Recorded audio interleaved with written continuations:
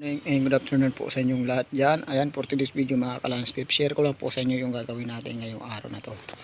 Ito po yung halaman mga kalandscape na busida o bonsai.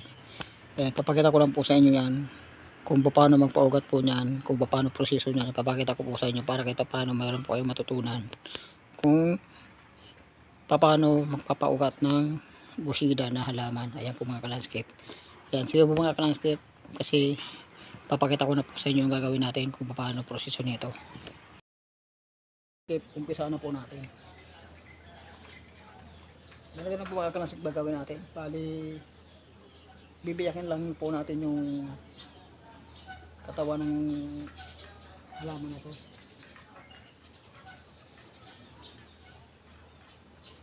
Balik lang po mga kalandscape.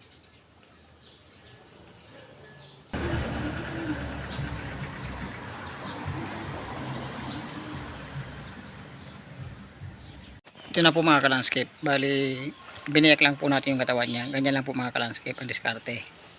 Bali, ito mga kalandscape, yung baba, babalatan din po natin kasi dyan po siya magkakaugat. Ganyan lang po mga kalandscape ang diskarte niyan.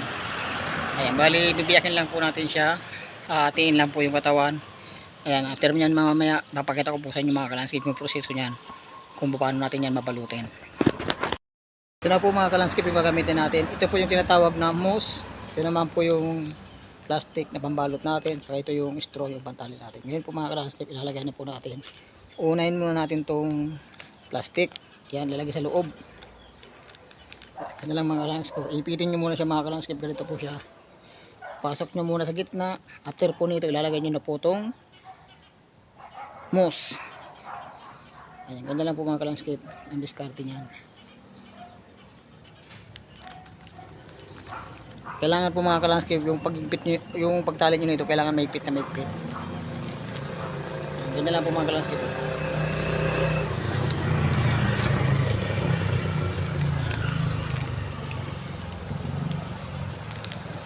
Ayan.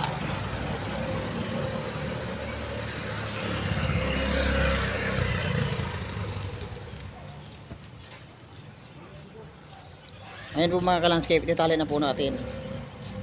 Maigpit na maigpit. Yeah. Pagtali mga kalandscape, sabay nyo na yung ano, yung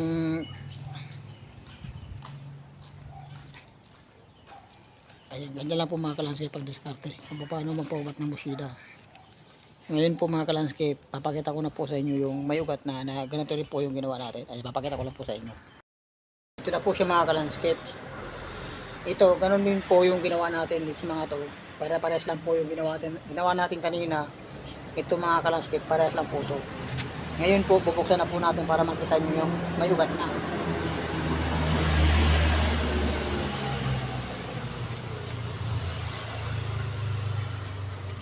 Yan na po mga kalandscape yung ugat niya. Ayan, ganyan lang po magpaugat ng busida na halaman. Yan, kita nyo mga kalandscape to. Bali, inipit lang po natin siya mga kalandscape. Ganyan lang po ang diskarte kung paano magpaugat ng halaman na busida. Ayan po mga kalandscape ugat niya. Ayan, ganyan lang po magpaugat. Ayan, maraming salamat po sa inyong lahat. Sa lahat ng mga viewers ko, sa mga subscriber ko, thank you sa lahat ng suportang binibigay nyo. Ayan, ganyan lang po magpaugat ng halaman mga kalandscape na busida na halaman. Ayan, thank you. Maraming salamat po sa inyong lahat. Bye-bye na po.